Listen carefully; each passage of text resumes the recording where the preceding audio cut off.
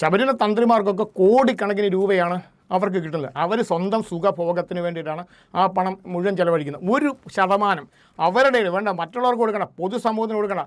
ബ്രാഹ്മണരുടെ ഇടയിൽ തന്നെ നിത്യവൃത്തിക്ക് വഴിയില്ലാത്ത എത്രയോ സാധുക്കളായിട്ടുള്ള ആൾക്കാരുണ്ട്.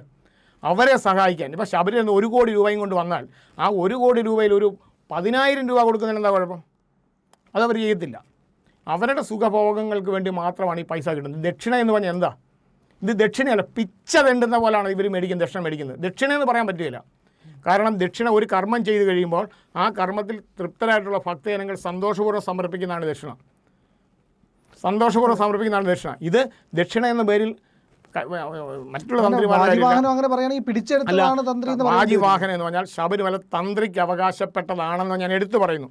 ശബരിമല തന്ത്രിക്ക് അവകാശപ്പെട്ടതാണെന്ന് അദ്ദേഹം പറഞ്ഞു. തന്ത്രി എന്ന് പറഞ്ഞാൽ ആരാ? ശബരിമലത്തെ തന്ത്രി എന്ന് പറഞ്ഞാൽ കാരായ്മ അവകാശമാണ് താഴവൺ മഠത്തിലുള്ളത്. താഴവൺ മഠത്തിലെ കാരായ്മ അവകാശം അത് മക്കത്തായമാണ്. മക്കത്തായത്തിൽ കാരായ്മ അവകാശം ആ കുടുംബത്തിലെ ഏറ്റവും തലമുതിർന്ന ഏറ്റവും പ്രായത്തിൽ സീനിയോറിറ്റിയുള്ള തന്ത്രിക്കാണ്. ആ നേരത്തെ നീലകണ്ഠ തന്ത്രിയായിരുന്നു, പിന്നീട് അത് മഹേശ്വരൻ തന്ത്രിയായി, അത് കഴിഞ്ഞ് ഇപ്പോൾ മോഹനൻ തന്ത്രിയാണ്. മോഹനൻ തന്ത്രിയാണ് ശബരിമലയുടെ താന്ത്രികാവകാശമുള്ള താഴവമഠത്തിലെ തന്ത്രി. അങ്ങ് ഈ പറയുന്ന ആദ്യത്തെ കൊടിമരത്തിൽ നിന്ന് വാജിവാഹനം മാറ്റി തന്ത്രിക്ക് കൊടുക്കുന്നത്, അപ്പോൾ തന്ത്രിക്ക് അവകാശപ്പെടാണെങ്കിൽ അന്നത്തെ കാലത്ത് മഹേശ്വരൻ തന്ത്രി ക്ഷേത്രത്തിൽ തന്ത്രി 2017 അതായത് 2014 മരിക്കുന്നത്. 2017 മഹേശ്വരൻ തന്ത്രിയാണ് ശബരിമല തന്ത്രിക്ക് അവകാശപ്പെട്ടതാണെന്ന് പറഞ്ഞാൽ ഈ വാജിവാഹനം കൊണ്ട് ഏൽപ്പിക്കേണ്ടത് മഹേശ്വര തന്ത്രിയാണ് ഏൽപ്പിക്കേണ്ടത്. മഹേശ്വര തന്ത്രി ഇത് അറിയിച്ചിട്ടില്ല, മഹേശ്വര തന്ത്രി ഏൽപ്പിച്ചിട്ടുമില്ല, ഇദ്ദേഹമാണ് കൊണ്ടുപോയത്. അത് കഴിഞ്ഞിട്ട് ഈ കോൺക്രീറ്റ് ആണെന്ന് എല്ലാവർക്കും ബോധ്യപ്പെട്ടില്ലേ? എന്നിട്ട് ആ കോൺക്രീറ്റ് ആണെന്ന് ബോധ്യപ്പെട്ടതിന് ശേഷം അത് രാത്രി ഇടിച്ചു ഡ്രില്ലറൊക്കെ വെച്ചിട്ടാണ് അത് കട്ട് ചെയ്യുന്നത്, വൈബ്രേറ്ററൊക്കെ വെച്ചിട്ട്. അത് കട്ട് ചെയ്യുന്ന സമയത്ത് തന്നെ ഭയങ്കര കടുപ്പമായിരുന്നു. അത് മുഴുവൻ കട്ട് ചെയ്തതിന് ശേഷം അത് ചാക്കിൽ കെട്ടി അവിടുന്ന് ട്രാക്ടറെ കയറ്റി പമ്പയിൽ കൊണ്ടുപോയി, പമ്പയിൽ ആറാട്ടും കടവിലാണ് അത് നിമജ്ജനം ചെയ്യുന്നത്.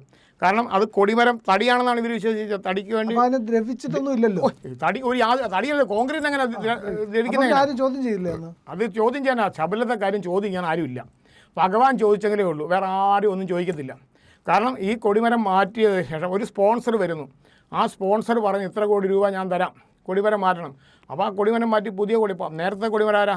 പിന്നെ നീലകണ്ഠ തന്ത്രിയും മഹേശ്വര തന്ത്രിയും മോഹനൻ തന്ത്രിയുടെ പ്രതിഷ്ഠിച്ചത്. ഈ പുതിയ കൊടിമരം ഞാനും എൻ്റെ മകനോടെ പ്രതിഷ്ഠിക്കുക. അപ്പോൾ പേരാർക്കാം വ്യക്തി താല്പര്യമാണ് ഇവിടെ മുന്നേ നിൽക്കുന്നത്. അയ്യപ്പൻ്റെ താല്പര്യമൊന്നുമില്ല, ദേവപ്രശ്നമല്ല. ശബരിമല നടക്കുന്നതൊക്കെ ദേവൻ്റെ ഹിതമല്ല, ദേവസ്വത്തിൻ്റെ ഹിതമാണ്.